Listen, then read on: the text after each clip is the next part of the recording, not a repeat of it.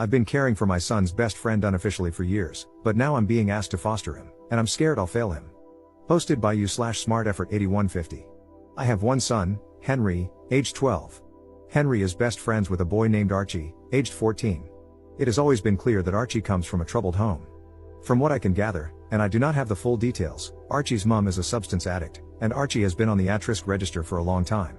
Honestly, I don't know why it has taken this long for them to decide he should be moved into foster care. Last Friday, I received a call from my son's school. They said they couldn't discuss the matter with me but asked if I would consent to having my information passed on to Archie's social worker. I agreed, and shortly after, I received a call from his social worker explaining that a section something or other was being put in place, which meant Archie would be removed from his home and placed into foster care. I was told that the school had recommended me and was asked if I could take him in, essentially. They said it would likely be long-term, until he turns 18. I honestly didn't know what to say. I was in shock. I have been unofficially supporting Archie for a while now. I pick him up from his house and drop him off at school with my son. He spends many weekends at my place.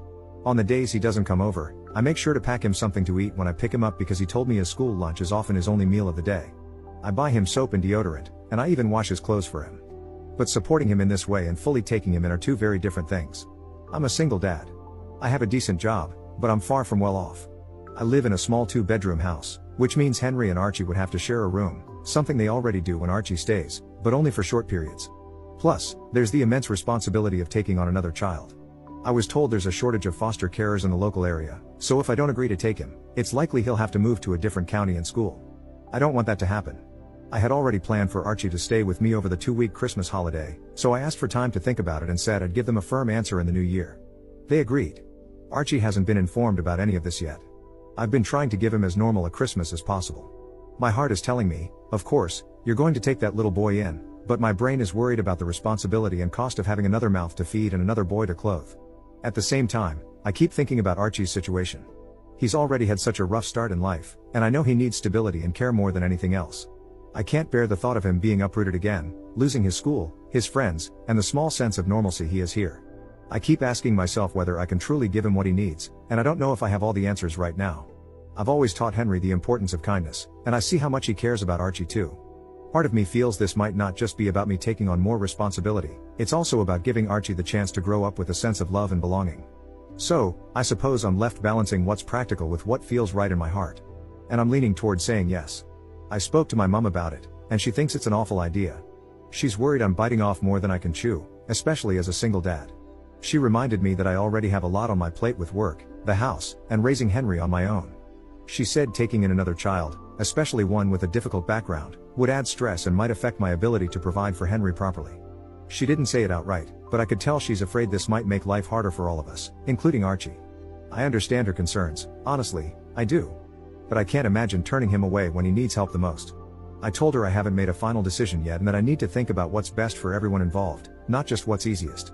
And I haven't even discussed any of this with Henry yet, which will be a huge factor in my final decision. This has been a huge rant, and if you've read it, thank you. I just needed to get this out somehow. Update 5 days later. I just wanted to give an update and say a huge thank you for all the responses. I genuinely didn't expect to receive so many replies, especially to something that was just meant to be a rant to get my emotions out. When I was asked to take in Archie, at first, I felt honored. Then, I felt worried about everything. I am quite an anxious person in general, and my thoughts were flooded with concerns about whether I'd be good enough to support Archie in the way he needs. I love my mom, but she didn't help. I think I get my anxiety from her, although she has it on a much higher scale than I do. Every possible thing that could go wrong, she was texting me about all week. You're already stretched thin with work and Henry. You won't get one-on-one time with Henry anymore. How will you afford everything? These are real concerns, and I'm glad she brought them up because they gave me the opportunity to think about how I could mitigate them. A few of you mentioned the fostering allowance, which I knew about, but I couldn't find any concrete information on how much it would actually be. Every source online seemed to give a different answer, but none suggested it was very much.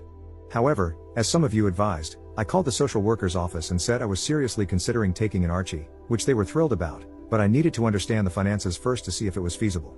They said they couldn't provide exact numbers, as every case is different and it isn't decided until a placement is found.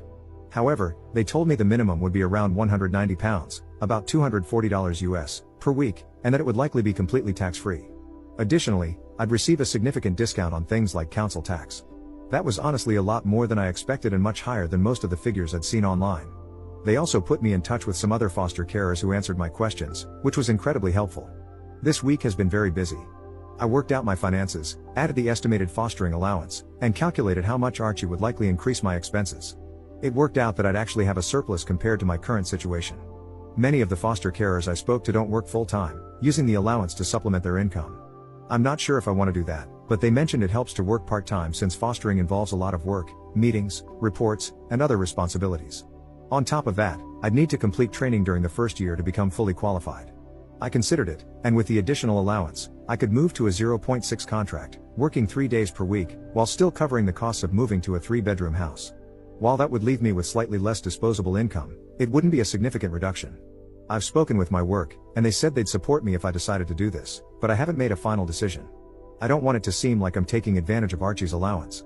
After sorting out the finances, I needed to talk to Henry. This was honestly the most important part of my decision. If Henry said no, I'd struggle to go ahead with it. I took him out and explained the situation. I didn't go into the details of why Archie is going into care, as it's not my story to tell, even though Archie himself has been open about his rough home life. I discussed the potential challenges, less one-on-one time, less privacy, at least in the short term while we find a bigger house, and so on. Henry was incredibly supportive. He said that he and Archie had talked about how they both wished Archie could come and live with us. I told him not to mention anything to Archie yet until I had the chance to speak with him, and he agreed. Yesterday, I arranged for social services to come over. Archie, his social worker, and I sat down to talk. They told Archie he was going to be placed in foster care. Archie cried a lot, I cried a lot, and he asked to see his mom, which the social worker said they'd arrange as soon as possible. In that moment, Archie didn't seem like a teenager, he seemed like a small child whose world was crumbling. Then they asked Archie if he'd want to stay with me. Although he was still distraught about being in care, he said he'd love to stay with me. We discussed what it would mean and how it would affect us. Afterward, Archie and his social worker spoke privately, and then the social worker and I talked. They expressed how thrilled they were about my decision and said they were pleased I planned to move to a bigger house soon, as Archie would need his own space, which I fully agree with. Normally, the boys spend most of their time upstairs playing Xbox, but later that day Archie came down and asked if we could watch a movie together. He sat next to me, rested his head on my shoulder, and said, "Thank you for letting me stay with you." Writing this, I can feel tears welling up in my eyes again. I put my arm around him and said I'd always be there for him.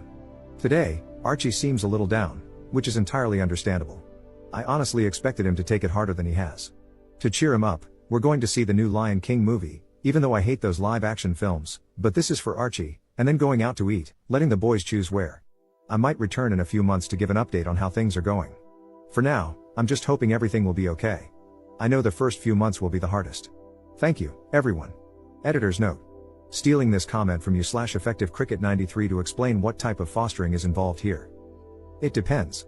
This is called a friends and family placement in England, where social services have decided it's in the child's best interest to be placed with a familiar person rather than in a traditional foster placement.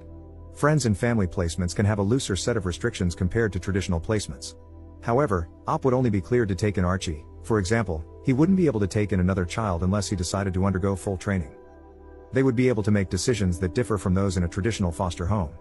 For instance, social services have to weigh factors such as, there are no local foster homes, meaning his schooling would be disrupted, and he would lose his friends and support network. How would that impact him, against the fact that he would have to share a room?